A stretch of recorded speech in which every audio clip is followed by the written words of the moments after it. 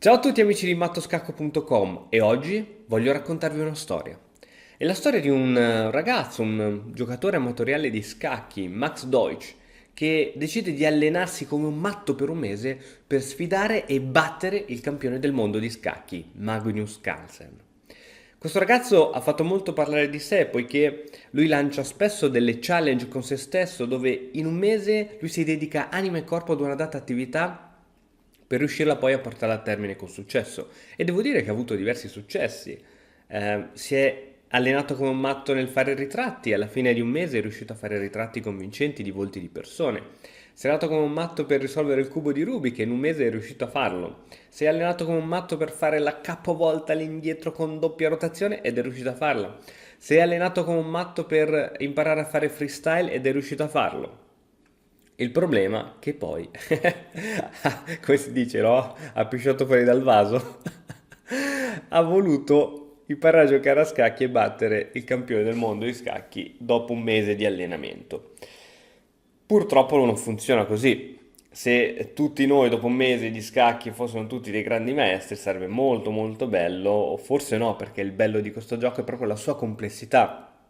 Noi abbiamo detto più volte nei nostri video che solo l'1% dei giocatori di scacchi riesce ad arrivare al livello di maestro, figuriamoci a livello di gran maestro e figuriamoci a battere il campione del mondo di scacchi. Qualcuno che non è addentrato in questo mondo pensa che sia questione di intelligenza, ah ma se io sono più intelligente di te anche se non ho mai giocato una partita ti smonto, no, non funziona così, non funziona così, almeno non so, a me è capitato un sacco di volte che qualcuno che così ha fatto qualche partita nella sua vita e magari ha battuto suo fratello, suo papà, dice, ah Cristian, ma tu giochi a scacchi, dai, ti sfido che ti batto, ma non penso perché io avrò fatto, penso, 500.000 partite nella mia vita e non è tanto il numero di partite, ma è l'esperienza che ti fai e lo studio costante sui libri che fa la differenza. E quindi è matematicamente impossibile che una persona che ha fatto 2 o 3 partite con qualche suo familiare nella sua vita che possa battere un giocatore esperto. Proprio il bello degli scacchi è questo, che se tu sei più forte vinci al 99,99%, non c'è l'elemento fortuna, no? Come il poker, cioè il poker c'è già più elemento fortuna perché se ti capita una bella mano c'è poco da fare, però non è un caso se i giocatori professionisti di poker si ritrovano sempre nelle semifinali e nelle finali. Quindi se fosse un gioco totalmente casuale, ogni giro dovrebbero cambiare i giocatori che vanno in finale, invece i giocatori professionisti, bene o male, riescono sempre ad arrivare alla fine. Questo non è un caso. Gli scacchi, l'elemento caso è ancora più annullato. Ok, basta chiacchiere, andiamo a vedere questa partita. Quindi questo ragazzo dopo un mese di allenamento, studio di apertura con il computer, eccetera, sfida il campione del mondo. Il giocatore Max è con il bianco, Carlsen è con il nero. Andiamo a vedere questa partita. E4, E5, cavallo F3, cavallo C6, alfiere B5, apertura spagnola, la più utilizzata in assoluto. E ora, qui si gioca solitamente la solita 6. Carlsen probabilmente, vabbè, la preparazione teorica di Carlsen è fuori dal normale, decide di non uscire dall'apertura, ma di utilizzare delle varianti molto secondarie proprio da annullare tutta la preparazione teorica che ha fatto il ragazzo nel corso di questo mese. Cavallo G7, secondo me l'ha già mandato in tilt con l'idea chiaramente di sviluppare l'alfiere camposcuro in fianchetto. Arrocco corto, G6, D4, mossa corretta, cattura, cattura di cavallo, alfiere G7. Adesso ci sono già 2 pezzi che puntano su questo cavallo, adesso o questo cavallo si sostiene, per esempio tramite C3 o alfiere 3, o lo si può spostare, per esempio in F3 o in B3.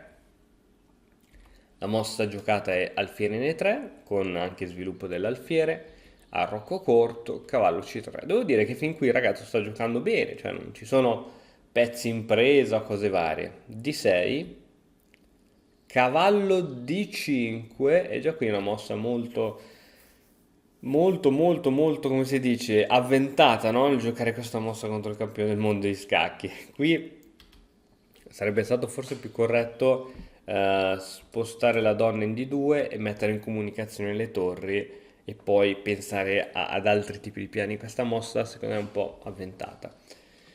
Viene giocata a cavallo per D5 e per D5 e ora cavallo in E5. Perché non cavallo cattura D4? Perché quando vai a fare questo tipo di mosse, poi si vanno a creare delle semplificazioni. Cioè ora ci sono i due alfieri che si guardano, allora il cambio diciamo che non è forzato, ma eh, arriviamo in questa posizione dove il nero non ha debolezze, cioè non ha problemi. Il bianco pure non ha problemi, è una situazione di assoluta parità e in più sappi che più scambi i pezzi, più semplifichi la situazione, è più possibile che questa finisca patta. Quindi Carlsen onde evitare, ma non sarebbe mai finita patta comunque in nessun modo, ma onde evitare di cambiare pezzi e di semplificare la posizione, qui non cattura il cavallo, ma gioca cavallo in E5. Segue torre in E1. Ora, attenzione a questa bellissima manovra di cavallo in G4. Qual è l'idea? L'idea è quella di cambiare il cavallo sull'alfiere in modo tale da rendere questo alfiere in C7 fortissimo. E l'idea ci sta tutta. Ma dopo il Don F3 c'è questa bellissima qui, ora si poteva cambiare il cavallo sull'alfiere, ma Carlsen preferisce giocare Don H4 con minaccia di entrata mortale su E2, mortale molto importante. Allo stesso tempo, dopo che questo cavallo si sarà spostato da qui tramite sacrificio, tramite cambio sull'alfiere, ci sarà un attacco doppio di Don e alfiere su questo povero cavallo in D4. Quindi attenzione che iniziano ad esserci già minacce interessanti. Il ragazzino, da qui si vede l'inesperienza, gioca H3 per sventare una minaccia, che era questa qui, ora questa minaccia è assolutamente salva, tuttavia rimane questa minaccia qui. E adesso viene giocata cavallo per E3. No, che cosa ho fatto? Aspetta che rifaccio bene. Cavallo per E3. Ok, ora, come dicevamo prima, ci sono due pezzi che attaccano questo cavallo che è sospeso, quindi questo cavallo non si può né catturare di donna né catturare di torre. La mossa corretta è catturare di pedone, almeno questo cavallo è un minimo sostenuto, poi la partita sarebbe potuta continuare con alfiere, pedone, donna per pedone, scacco, il re si toglie e ora la donna cattura anche B2 e il vantaggio del nero è veramente, veramente consistente, la struttura pedonale del bianco è totalmente devastata e va bene così, ma la partita segue in questo modo. Donna per E3, non vedendo che appunto questo pezzo è sotto, è sotto. Adesso alfiere per D4, oh, il campione del mondo va in vantaggio di un pezzo, donna in D2, attenzione che qui c'è la pressione su questo punto, attenzione. Alfiere per B2 minacciando la torre che si sposta, l'alfiere va a prendersi una casa bellissima. Torre B4 minacciando la donna. Ora attenzione a queste mosse ragazzi, qui spesso anche molti studenti dell'accademia mi mandano partite, mi fanno vedere le loro partite in cui fanno questo errore grave, noi le commentiamo assieme e cerchiamo di fargli evitare di fare questo errore. Quando voi attaccate un pezzo avversario e questo pezzo si ritira, non è detto che la mossa che fa è solo una mossa di ritirata. Può essere sicuramente una mossa di ritirata, ma allo stesso tempo può essere anche una mossa d'attacco. Esempio, qui Carlsen decide di ritirare la sua donna in F6. Tu dici, ah, ok, si è tolto dalla minaccia, adesso faccio un altro piano. No, perché adesso lui ti minaccia l'entrata di alfiere in C3 con attacco praticamente triplo su torre, donna e torre. Quindi qui non devi essere tranquillo, dici, ah ok, bene, ha spostato la donna, adesso faccio un'altra mossa. Così come fece Max. E niente, qui c'è ora questo attacco qui. Quindi attenzione che non sempre le mosse di ritirata del vostro avversario sono innocue. Segue donna in F4, adesso cambio, cambio e qui si va in vantaggio proprio di un pezzo netto. Vediamo come è continuata la partita. C4 alfiere in B4, qui si potrebbe anche smettere di commentare, ma ormai andiamo a vedere come è finita. Alfiere D7, Re in G2, controllo della colonna E per Carlsen, H4, alfiere D2 minacciando la torre che si sposta in D4. Sì, la torre in D4 non è che ha molte case disponibili, C5 minacciando la torre e la torre si sposta in E4. Qui la presa al varco avrebbe portato a questa situazione.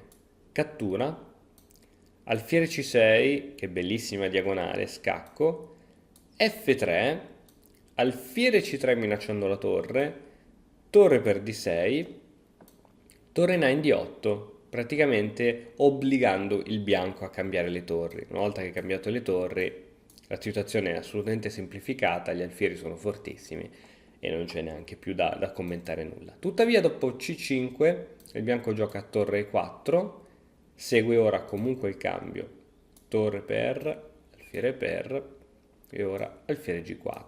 Carlsen non vuole lasciare neanche un pedoncino al suo avversario, re G3 per attaccare l'alfiere che va in E2. Bam! Guardate quanto è forte questa coppia di alfieri. E voi sapete che la coppia di alfieri all'interno di una partita è un vantaggio, oddio, è un vantaggio che deve essere sfruttato. Se il vantaggio non si può sfruttare, non è un vantaggio. Ma la coppia di alfieri affiancata è ancora più forte. F3 per cercare di togliere un po' di case anche a questo alfiere fortissimo. Alfiere per C4. Ora, l'alfiere minaccia il pedone in D5 che è tenuto solo dall'alfiere in E4, perciò nasce subito il tatticismo di giocare F5 così sposti l'alfiere e ti cade il pedone in D5. Ancora una volta il bianco non vede questa mossa, gioca Re G4 mettendosi proprio... Che mossa c'è ora? Bellissima! C'è proprio F5 che non solo scaccia l'alfiere ma ti fa un attacco doppio con cattura di pezzo. Niente, alfiere per F5, H5, il re purtroppo non può andare qui per sostenere il proprio alfiere, almeno prendersi il pedoncino, ma deve tornare in G3, G per F5, mamma mia che brutta situazione. Re F2, alfiere F4, questo alfiere si posiziona in una casa bellissima, spettacolare. Re in E1, dando in pappa il re alla torre, Re F2, torre 2 sostenuta dall'alfiere, re in F1, altro errore, oddio non è che c'era di meglio. Ora la torre cattura in A2 con scacco di scoperta dell'alfiere, re in E1 e ora qui la maestria del manovrare gli alfieri. Alfiere in E3, re in D1, alfiere D3, guarda questi alfieri che controllano tutte queste case davanti, dunque il re è vincolato alla prima traversa, segue poi il matto di torre.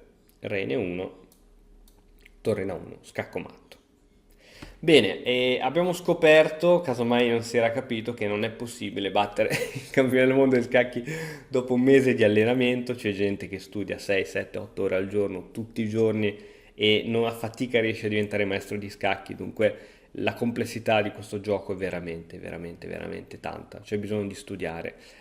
Giocare è utile sicuramente, ti fai le mosse, puoi provare le aperture, puoi vedere come rispondono i giocatori. Tra l'altro giocate sempre contro giocatori umani, però c'è bisogno poi di studiare, poiché solo studiando si può migliorare.